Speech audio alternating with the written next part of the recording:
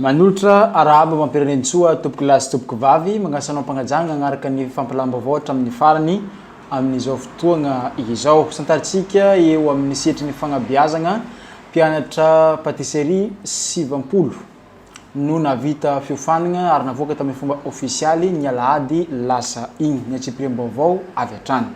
Promotion maharitra no agnarana salohan'ireo behivavy 520 mikambagna ao amin'ny fikambanam-behivavy adventiste na ny MIFEM mianatra momba ny patisserie rehefa navita fiofanagna tao agnatin'ny 3 volagna izy ireo. Karazagna sakafo magnodidina agny amin'ny 410 no hain'izy ireo amboarina ankehitriny raha ny fagnazavagna nataony sombiterina an'ireo mpiofagna. Tontosa izao hetsika izao ny fiaraha-miasa ny lehibe ny MIFEM ato amin'ny distrikany Antsiranana sy Ramatoa Gislaine Jotol izay tompon'andraikitra ny fampiofanagna patisserie, zetry ary fagnamboarana savony. Tsy mijanona eto ity fiofanagna ity araka ny fagnazavana tarehin'ny départementan'ny MIFEM Rakoto Arsoa ani Ema fa itoy anomboka ny volagna novambra izao izany ho an'ireo jeune fille sy jeune garçon ato agnatin'ny distrikany Antsiranana.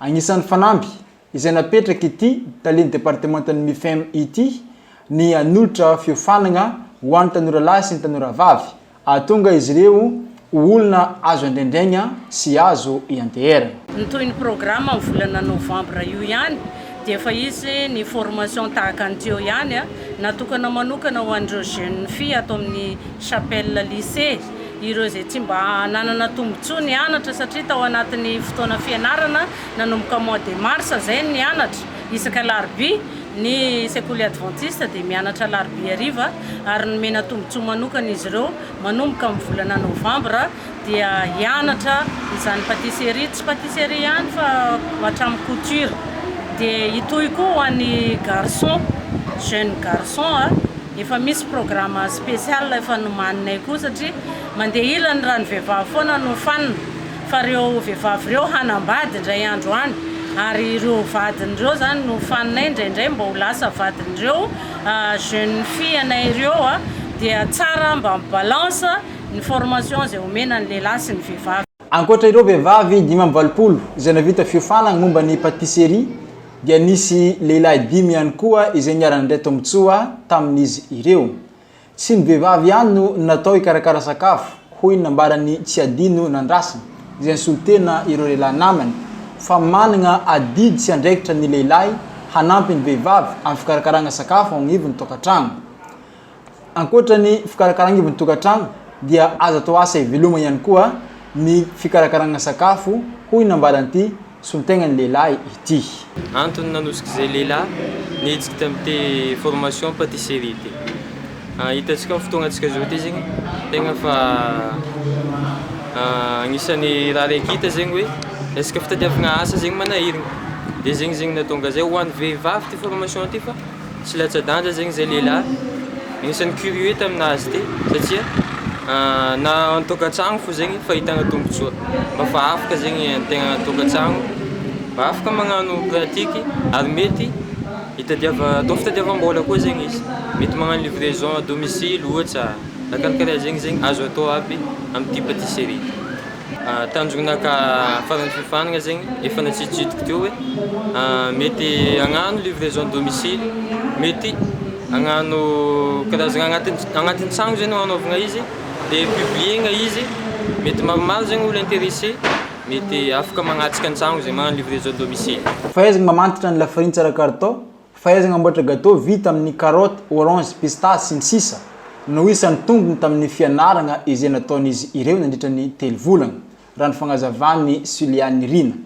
Ary agnisan'ny nandeha tombotsoa tamin'izay ihany koa ny solitena n'ireo vehivavy izay niatriky ny fiofanagna tao agnatin'ny 3 volagna. Za niatriky formation déjà du début jusqu'à la fin. Ary lavalava ny fotoana nianaranay atao satria nisy fotoana ndraiky tapaka hely izy noho ny antony azo agnoarana fa ny tegna tombotsoa nazoko aminazy zegny lasa nahay mahandro zavatra maro zegny za ohatra magnano pizza, magnano fromage, gâteau zay no asintariny hoe tegna nitombo zegny fahalalagna fiarahana tagnaty zegny tao zegny tegna nafinaritra ary ny madamo nampianatra za zegny tegna cool izy ary tegna hita fa nagnantseka efa mihitsy le mikasiky patisserie ary reny tsara be zany mampiteza amin'ny mpianatra ary zay mpianatra koa mo niezaka magnano magnaka lera tiany volagniny mba tonga zahe zegny ahe mba ho qualifie zegny amin'ile mpandokisa ia misefatra ambin'ny folo karazagna marina izy ny anarany atao fa ny tegna navariagna za eritreretiko atao mba ho tadiavagna vola sy moany ankonaka zegny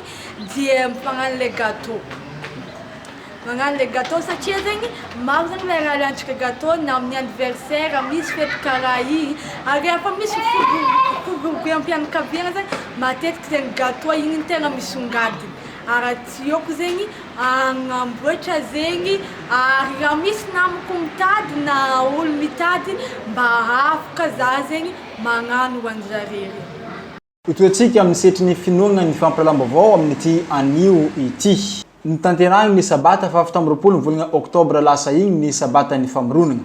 Agnisan'ny andre anjara amin'izegny ny distrikany Antsiranana sy ireo fiangonana maro hafa ato agnatin'ny Fédération Madagasikara avaratra. Ho an'ny fiangonana Tanambao Centre dia nisy ny séminaire izay niompagna tamin'ny tantaran'ny famoronana izay nampafantariny ireo minafy ny zaza ohatra hatramin'ny 7 taogno. Natomboka zegny ny alarobia ary ny farangana ny zoma fa 17 ny volana oktobra 2024 lasa igny.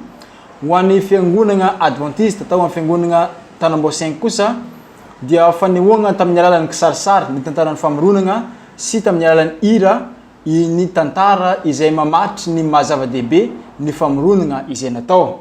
Torak'izany koa ny tao amin'ny fiangonana Adventiste Betifaga Andapa izay naneho sary maro samihafa ary tantara mirakitra izany famoronana izay nataon'Andriamanitra izany. Nofaranana izay programa zegny ny sabata fa 20 lasa igny tamin'ny alalan'ny lohevitra lehibe manao hoe ilaina ve ny fitsaharana tena mitsahatra ve ianao tao amin'ny fiangonana Adventiste Tanambao Antsiranana raha ny teto atapitranany Antsiranana. Miavaka tanteraka ny fankalazana io sabata io tao amin'ny fiangonana Adventiste Tanambao.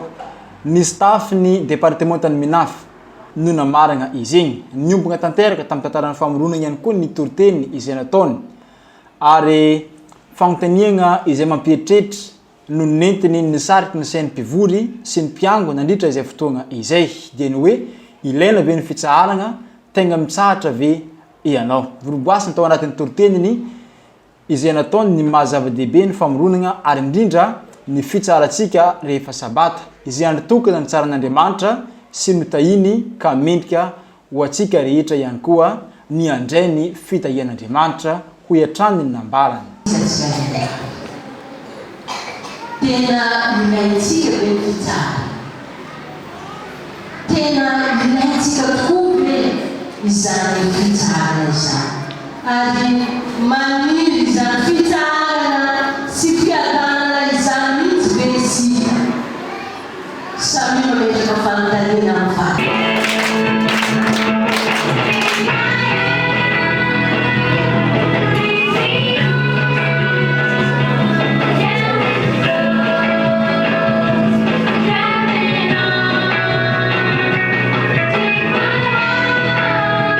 Igny koa tompoko lasy tompoko vavy no azo natolotra anao tamin'ity niany ity magname fotoagnanao amin'ny rahampitso indray namanao ary lembe ny tombo veloma tompoko.